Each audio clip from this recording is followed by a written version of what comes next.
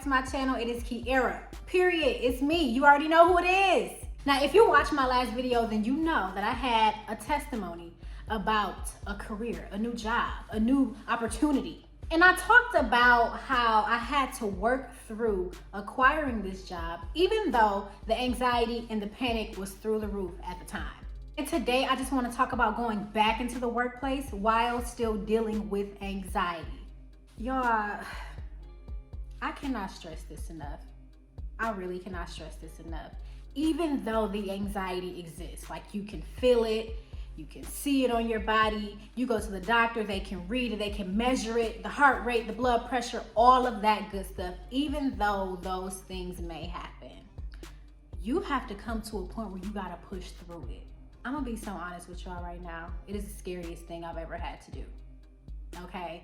Getting up in the morning, wondering if I'm going to have, some type of anxiety attack or panic attack at work. Figuring out what I would do or where I would go to hide to have that anxiety or panic attack.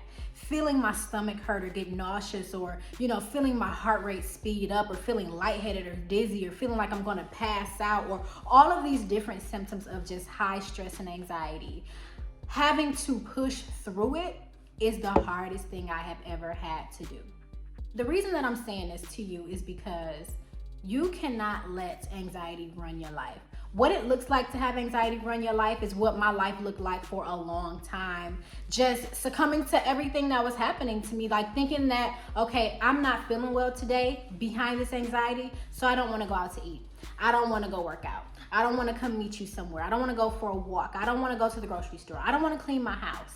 I don't want to make my bed. I don't want to get dressed, honey. I don't want to do none of that. I don't want to do anything that requires me to show up, okay? Because it becomes exhausting to pretend that everything is okay as well. But the greatest advice that I can give you right now, and I'm still pushing my way through it, but the greatest advice I have for you is to keep going through it. Keep pushing through it, because I wouldn't be even speaking about a new opportunity, a new career, a new pay grade. Because honey, what the new career is paying me compared to what I was being paid is a substantial difference. And I would not even be in this place had I not pushed through what I was feeling. Like when you really start to understand, like, okay, I've been to the doctor a million times and they find nothing wrong with me. This is just anxiety. I can work through this. Yes, this is uncomfortable. Yes, this feels like I am just about to just lose it all, but it's simply just anxiety. And if I can get my mind right and not focus on the symptoms that I'm having, then that's when things will start to change. I keep track of how I feel every day, down to the T. I was thirsty, I was jittery, I was extremely anxious, I had heart palpitations maybe at night, or I just, I felt anxious while I was driving, I felt nervous while I was driving. I keep track of these things, and I'm noticing that gradually I have less and less symptoms, or maybe I'm having the same symptoms, but they are of less intensity. And I couldn't be more proud of myself because I have literally been putting in the work, okay? I decided to do a 30-day fast, and I'm still on that fast right now, but I decided to step away from social media, step away from certain music, step away from certain things that I was looking at on TV, step away from certain people, stop having certain conversations. I changed my diet. I've done all these things because I am so eager to move through this point in my life. But I do understand that some things you do have to just feel. And going back to work allowed me to feel like, okay, there are new things that I have to learn. To get past a certain mindset, you have to start giving your brain new things to think about. And when you start to learn new processes and procedures, and you're reading a lot, because when you're a new hire somewhere, there's a lot of reading, right? And there's a lot of new things that you have to learn. And that was so scary for me. Like, just showing up and being in front of people was just like, I don't really know about this. But as the days go on, I'm getting more and more used to it, and I'm actually tapping into what I'm learning, and I'm not focused on what my body is doing anymore. Because when you have anxiety and you start to feel those sensations, you start to feel like, oh my goodness, what is happening now? And you start to really just focus on that one thing, that one symptom. And now, since you're so tuned into what's happening in your body, everything else around you doesn't even matter. There's this activity that my therapist did with me, and it's about mindfulness and just kind of checking in and making sure that you're in the present moment. And you focus on what you can see, what you can smell, what you can hear, And so I was getting to the part where you just stop and you listen. And when I started to listen, I was like, that clock been ticking the whole time? She's like, yeah, it's a clock. It's been in here the whole time. I said, the whole time we've been sitting in here talking and me just focused on all these things, I never heard a clock. She said, because you were not focused on listening to a clock. You are focused on your anxiety. You're focused on how uncomfortable you are. You're focused on the wrong things, and what you focus on will continue to manifest. So going to work gives me something else to focus on. I was working from home for so long, and that made me focus in majorly on myself.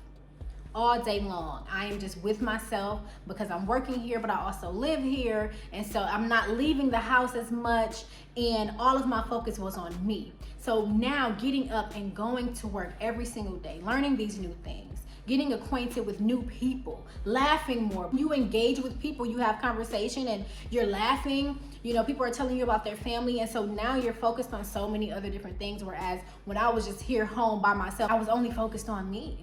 Again, this has been the hardest thing I've ever had to do.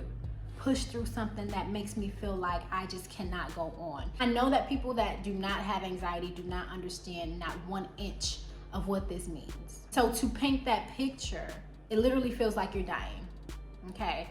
And if you're watching this video and you have anxiety that makes you feel sick to your stomach, that sends you to the ER because you're afraid that your heart rate is getting too high, maybe you feel dizziness, maybe you have headaches, maybe you just have aches and pains, maybe you just cannot find a way to deal with it. What I'm going to say to you right now is stop trying to focus on the symptom, because trying to focus on a symptom will not change the symptom. You can do things to ease your way through those symptoms, but focusing on the symptom will not make the symptom go away. You have to focus on what's going on up here.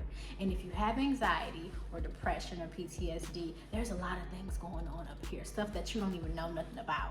If you're trying to do anything outside of yourself, but you feel too anxious to do it, I'm going to encourage you to just take 1 step forward. All it takes is 1 step. To get to 1,000 steps, you got to start with 1. And I really think it's so important to just have someone tell you to keep going, because there's people in my life that encourage me. Most of these people don't know what this is, but they're there and they encourage me. I'm here for you because I know what this is, and I'm telling you from a place that feels better than it has been. I'm not 100%. Again, I'm still in it. I know that I'm coming out of it because every day is different and I'm learning new ways to maneuver through this. But I encourage you to just keep taking those steps. Even if you gotta crawl, baby, just get to where you gotta go.